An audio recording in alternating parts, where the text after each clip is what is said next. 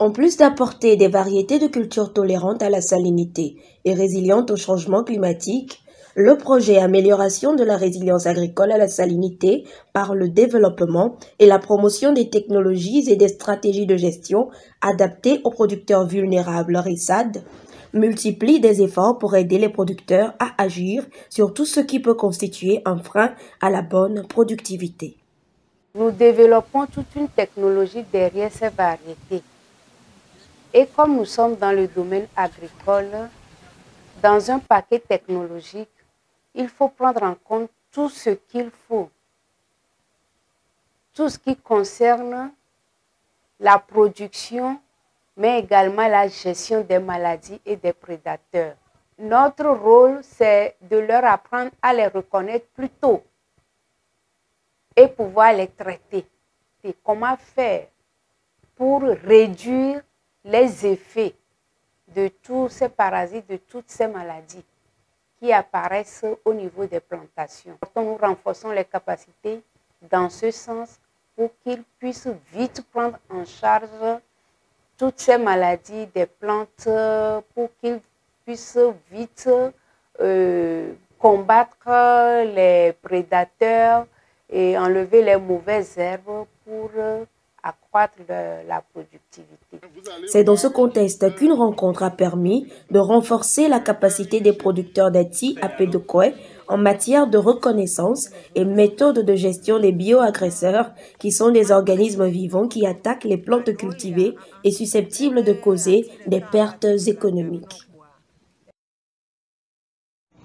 Qui dit bonne pratique agricole parle aussi de la lutte contre les maladies, les insectes, les mauvaises herbes, car la bonne tenue des cultures contre tous ces bioagresseurs permet d'améliorer la productivité des cultures. Au cours de cette séance, il a été rappelé aux participants ce que c'est que les maladies des plantes, les mauvaises herbes, les facteurs qui les aggravent et comment ils arrivent à compétir avec les cultures. On retient également qu'il existe des méthodes de lutte directes et indirectes. Les méthodes indirectes comme la préparation du sol, les rotations culturelles et autres, et les méthodes directes qui sont bien sûr le désherbage manuel ou bien mécanique. Accompagnés des chercheurs de l'ITRA et du conseiller agricole de l'ICAT, les producteurs ont fait le tour pour voir de près les principaux adventistes qui dérangent les parcelles à Ati à Pédokoé.